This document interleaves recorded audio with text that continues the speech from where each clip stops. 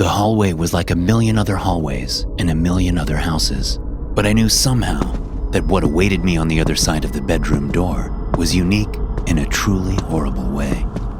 My vision narrowed and my heart slammed around inside my chest as I reached for the knob with my left hand. I still had my spraying equipment on, and my right hand still held the hose handle. I opened the door and stepped inside to see a child in the bed, the covers pulled up to his chin. It was the same child I'd seen yesterday from outside the window. Of this, I had no doubt. He was a Hispanic boy, with carefully cut black hair and delicate features. His head was turned slightly away from me on the pillow, his eyes closed. There was something wrong with him, something about his body. "Hello," I said, voice barely above a whisper. The boy made no move. I reached down with my left hand. I had to see what the covers were hiding. I had to see what was wrong with his body. With a shaking hand, I threw the covers off, and the sight that greeted me filled me to the brim with terror. I pulled up in front of the house while still in mid-argument with my ex-wife. "I don't care what you do in your spare time," I said, talking into the Bluetooth headset. "Just don't do that stuff around Jaden." As she started to answer me, probably to insist that she hadn't done any cocaine while Jaden was with her, which was a blatant lie, I cut her off. "I'm at work," I said. "We'll talk about this later." I hung up before she could say anything else. Lacey had been struggling with addiction for several years. In fact, it was one of the main reasons we'd gotten divorced. I'd tried all I could to get her help, but you can only do so much for someone who doesn't think they need help. She wasn't as bad off as many other addicts. She held down a job and was a decent mother when she wasn't high as a damn kite. So there wasn't really a ton of evidence I could bring to the judge to give me full custody of Jaden. I didn't really want to take away her visitation rights anyway, but if things kept up as they were, if Jaden continued to tell me about the little parties Mommy had with strange men, then I would have to do something drastic. I didn't want my son growing up around that kind of behavior. I got out of the van and went around to the back to get my gear on. I worked for a pest control company specializing in mosquitoes. So what I did all day was drive around and spray insecticides around houses on my route. Some houses opted for the natural option, while others wanted the chemical spray. I suddenly realized I didn't know which option this house was supposed to get. So I pulled out my phone and checked the app. Chemicals. I donned my mask, my latex gloves, and then the equipment that I used to spray around the yards and in mosquito hotspots. The gear was specially designed for spraying insecticides, but it looked similar to a leaf blower, and it sounded like one when in operation. As I walked toward the house, I realized I didn't recognize it. Must be a new customer, I thought. It was a 2-story house, made with brick and white painted wood. The driveway was on the left, leading toward a closed garage. But I spotted a gate to the backyard on the right side of the house. I walked up and peered over the wooden fence, making sure there were no dogs in the yard. Once satisfied, I went to open the gate, only to find it locked. "Great," I muttered. One of the employees back at the office was supposed to call 24 hours ahead to alert the homeowners that we'd be there. This way, the homeowners could make sure the gates were unlocked and that all pets were inside. But even with that heads up, homeowners often forgot to unlock the gates, or they left their dogs outside. Since there were no visible pets, I reached over the gate to feel for the kind of lock they had. I found a small metal bar shoved through the latch, so it couldn't be opened from the outside. I pocketed the metal bar, opened the gate, and stepped inside. Seeing that the coast was clear, I started up the motor on my insecticide sprayer. I moved along the fence line, spraying to create a barrier and to eliminate any eggs or larvae. Then I went along the edge of the house. As I passed one of the back windows, I glanced inside, looking through a narrow gap between 2 curtains. There was a kid asleep in a bed, a young boy. I usually made it a point not to look into people's windows, but I hadn't really been paying attention, and I just glanced up. Shrugging, I moved on, hoping I didn't wake the kid up. I finished the backyard, heading back out the way I'd come, making sure to replace the small metal bar that served as the gate lock. Then I did the front yard. Once I was done, I put the equipment back in the van, took my mask off, and then grabbed one of the cardboard door hangers we used to let homeowners know we'd been there. I filled in my name and the time I'd done the spraying before taking it up to the front porch. I noticed the doorbell camera as I put the door hanger on the doorknob. Giving a little wave for the recording, I turned back, got into the van, and headed for my next house. As I was heading back to the office at the end of the day, I got a call from my boss. "Lawler," he said, "I just got a call from Mrs. Reynolds at 2678 Orchid Avenue. She said we missed her today." Orchid Avenue? I said, searching my memory. Was that on my route? According to the computer, it was. I suddenly remembered the house where I'd seen the kids sleeping. Oh man, I said. I think I did the wrong house. I was on Orchid today, but I must have pulled up one house down. My boss, a good-natured guy named Fred Maynard, laughed. "Someone got free mosquito control today." Yeah, sorry. I was distracted by Lacey. I'll be sure to get 2678 Orchid tomorrow, first thing. All right, just wanted to check. You on your way back? I'm about 10 minutes out. Good deal. See you soon. I hadn't thought much about that sleeping child all day, but as I hung up with my boss, I started thinking about him. There was only a few inches between the two curtains, so I didn't get a good look at the entire room. But there was something strange about the scene. Something I couldn't quite pinpoint. Thinking about it produced a small knot of anxiety in my stomach. I shook the odd feeling off and concentrated on my driving. I had to return to the van, punch out, and then head to pick Jaden up from my mom's house where he stayed after school on weekdays. By the time I got home with Jaden and started making dinner, it was nothing more than a quickly fading memory from another monotonous day at work. After Jaden got his homework done, we ate dinner, watched a little television, and then I sent him up to get ready for bed. "Ready," he called from upstairs. It was the sign that he was ready to get tucked in. I got up from the couch and headed upstairs with a smile. It was my favorite part of the day. As I stepped into Jaden's room, I saw that the bed was empty. "Where the heck is Jaden?" I said aloud to the room. There was no answer. "I guess I'll have to find him, but when I do, he's gonna be in big trouble." That got a snicker from down the hall. That was our ritual, a quick game of hide and seek before reading and then sleep. I turned and stomped down the hall, roaring like Godzilla. "I'm gonna get you!" Jaden laughed from the linen closet. To make things a little more interesting, I went past the closet and looked in my bedroom, still thumping around and talking in a low, scratchy voice. "Where the heck is he?" I said just outside the linen closet door. Then I ripped it open and grabbed my son, tickling him as he shrieked with laughter. I threw him over my shoulder and marched into his room, plopping him down on the bed as his laughter died down. "Okay, buddy, I said. what are we reading tonight?" While Jaden was considering the question, I heard a noise from downstairs.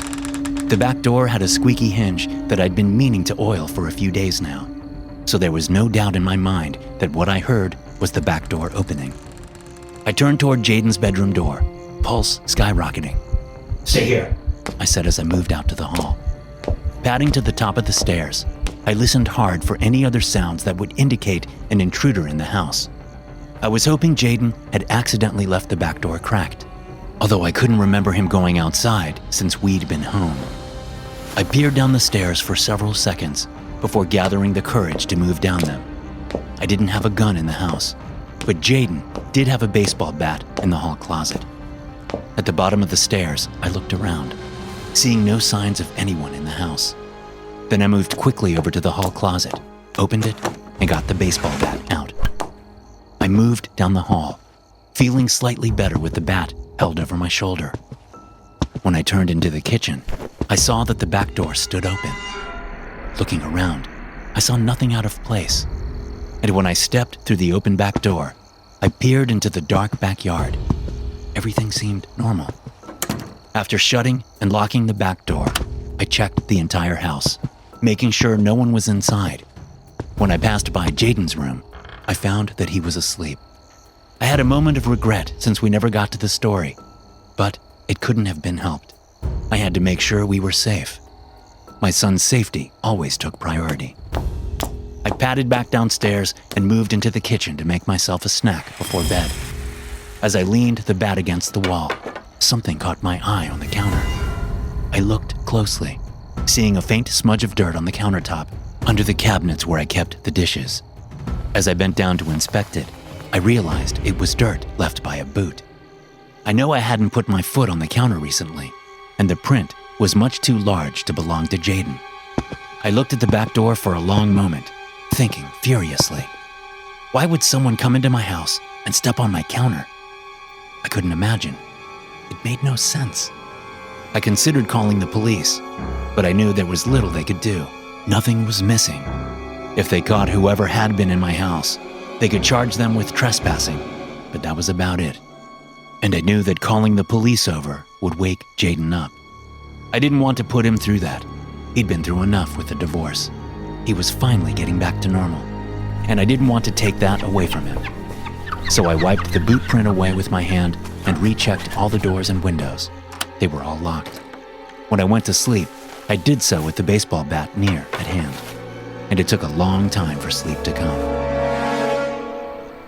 I pulled up to 2678 Orchid just after 11 o'clock the next morning. As I stepped out of the van, I glanced at the next house over, 2676. It was the house I'd distractedly sprayed yesterday, and it was where I'd seen the child sleeping on the bed in the back room. But now I wasn't so sure what I'd seen was so innocent. I'd awoken at 6 in the morning with a nagging feeling that something terrible was happening in that house.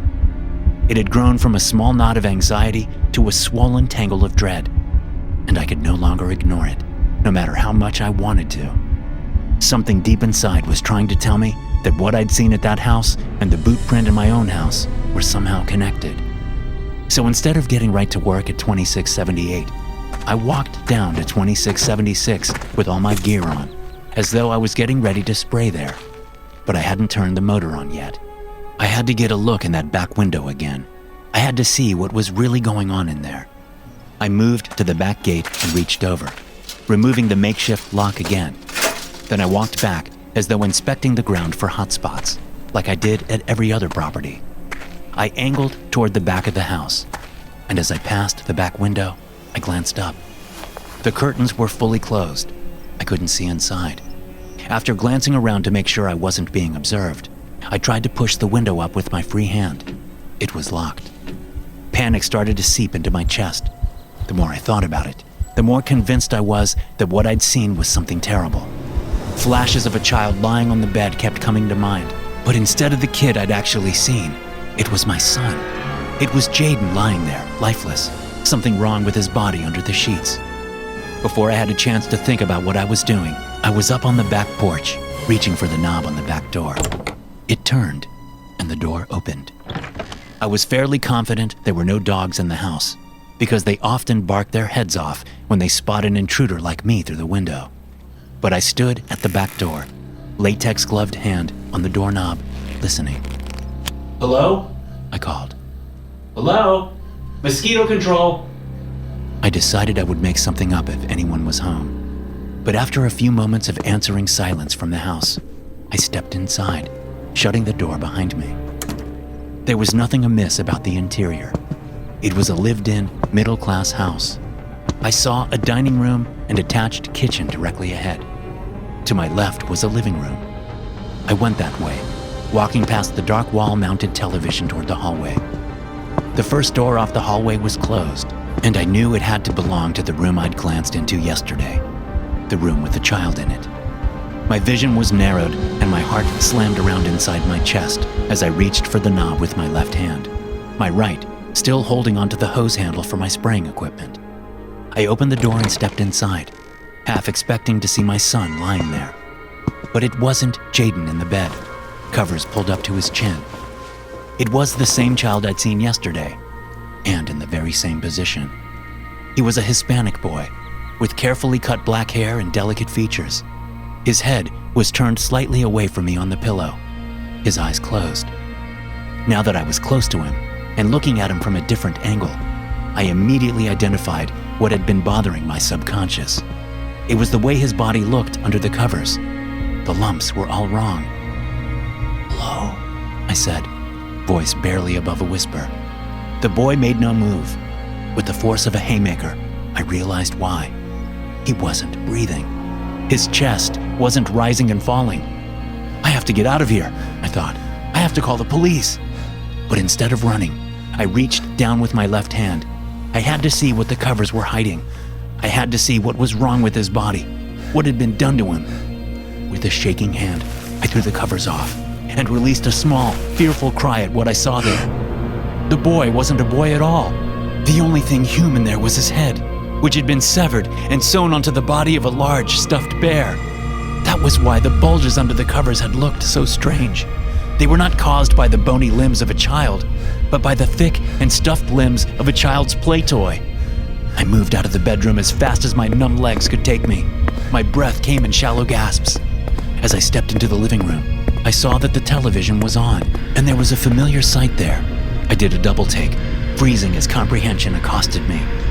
On the television was a wide-angle view of my kitchen, from a camera placed on top of my cabinets. The boot print, I thought. Back when Lacey had lived in the house with us, before the divorce, she had put some fake plants up on top of the kitchen cabinets to provide the room with some decoration. Although I hadn't put it together yesterday, I knew now that one of those plants was almost directly above where the boot print on the counter had been. The intruder had placed a camera there. As my senses came back to me, I resumed my trek to the back door, but a man stepped around the corner from the kitchen, a pistol in his hand. He looked at me from behind boxy eyeglasses, his pale eyes peering out from under a head of thin blonde hair. He wore khaki shorts over thick, pale legs. He had a salmon pink collared shirt tucked into his shorts, which were fastened with one of those braided belts. And on his feet he wore tan-colored Timberland work boots. You're trespassing on private property, he said in a nasally voice. I'd be within my rights to shoot you here and now. I stood, vibrating and seemingly stuck to the floor. The man smiled thinly. You found my snuggle buddy, Kendrick. Your name is Kendrick, isn't it? That was the name on the piece of cardboard I found on my doorknob yesterday. Your yard has been serviced by Kendrick. Of course, I saw your face on my doorbell camera, and with your name, it wasn't too hard to find out where you live. Your company isn't great about maintaining employee privacy. I didn't see anything, I said, grasping at straws. Oh? So you just come into people's houses to look around all the time? Is that what you're leading me to believe? I had no answer. He already knew everything. You didn't really know what you saw yesterday, did you? Once I saw that pest control company had been on my property, I went to check on my snuggle buddy and saw that I'd left the curtains open a crack. He shook his head. Silly me, but I couldn't be sure if you'd seen anything. I had to know, which is why I paid you and your son a little visit and left my little camera. It's also why I set this little ruse up, just in case you decided to come back to play detective. And I was right. I can just go, I said. I won't say anything. The man laughed, the sound grating. Yeah, right. I'm sure you'd just go on with your life. No, you had your chance. If you'd never come back here, I could have let it go. But you had to come back. You had to see. But it's all the better. My snuggle buddy's head will start to rot soon, and I'll need to replace it. Luckily, I know a beautiful little child who's about to be without a father. The man raised the gun, finger tightening on the trigger. I spun around to run just as he fired, and felt a thudding impact on my back that knocked my breath away. Stumbling and trying to suck in a breath, I turned back down the hall I'd come from, ducking back into the bedroom with the child's head. I swung my equipment pack off, hearing the man's footsteps getting closer. When he turned into the doorway, I threw the heavy pack at him even as he raised the gun. The pack hit the outstretched gun, knocking it out of his hand. He cried out as he stumbled back under the weight of the pack. I knew from the way he'd reacted that I'd somehow hurt his hand, but my only thought was of escape. Finally able to pull in a breath, I turned and ran to the window, throwing the curtains open and reaching for the lock. I quickly undid the clasp and got the window lifted several inches. But before I could get it open enough for my escape, the man ran up behind me. I half turned, but I wasn't quick enough to ward off the blow that was coming. The man slammed his elbow into my head, which in turn crashed into the window, cracking the glass. I threw myself back at the man as he wrapped one arm around my neck. We stumbled and fell onto the bed, both fighting for the upper hand. He managed to tighten his hold on my neck, choking me. I slammed my right elbow into his chest 3 times before he loosened his grip enough for me to twist around. As I got to my feet, the man got to his, reaching out and grasping my throat with his hands. He slammed me back into the wall next to the bed, pinning me there. At first, I tried to get his hands from around my neck, but it proved futile. So I did the only thing I could. I reached out and grasped his neck, strangling him even as he strangled me. I knew that I'd already lost a few precious seconds. I was certain I would lose consciousness before he would. As my vision narrowed to small, blurred circles, I looked down and saw what the man had called his snuggle buddy, and a desperate idea came to mind. I let go of the man's neck with my right hand, reaching down towards the child's head. I was just able to touch the dead boy's nose with my fingers, but I couldn't reach any further. The man had me pinned to the wall, and I was getting weaker by the moment. The pillow, I thought, dropping my hand down and managing to grab the edge of the pillow. I dragged the pillow closer to me, getting the head within reach. I had only seconds of consciousness left. If this didn't work, I'd be dead. I grabbed the dead boy's head in my right hand, lifting it, stuffed bare body and all. It didn't weigh more than 10 pounds altogether, and I managed to grip it around the top of the skull like a smooth stone. With one desperate movement, I slammed the boy's face into the side of the man's head. His grip loosened, and he turned his head to see what he'd been hit with. All his attention had thus far been on my face. I hit him again, this time slamming him in the face. Blood spewed from his nose as the boy's face collapsed. He let go of me, stepping back in a daze. The stitching had come loose from the violent movement, and the bare body hung from only a few remaining stitches. I turned the head and smashed the man in the face with it again. This time, the bare body fell away, and I was left holding a child's damaged head. The man fell to the floor, his face a bloody mess. I fell on top of him, gripping the boy's skull in both hands, and I brought it down on the man's face again and again and again. By the time I was done, neither head was recognizable as such. The man took his last wet breath through his ruined face as I sat against the wall nearby, breathing heavily. It was a kind of poetic justice, I thought. The man had killed the boy, and in a way, the boy had killed the man. I didn't want to know how many others the man had killed. I doubted this was his first. But as I pulled out my phone to call the police, a sense of calm settled on me. I thought of Jaden as I dialed 911, and I had no qualms about what I'd done. After all, protecting my family took priority over all else. Thanks for watching. Be sure to subscribe and smash that like button to get notified every time I upload a new video. You can also check out some more of my animated horror stories right here.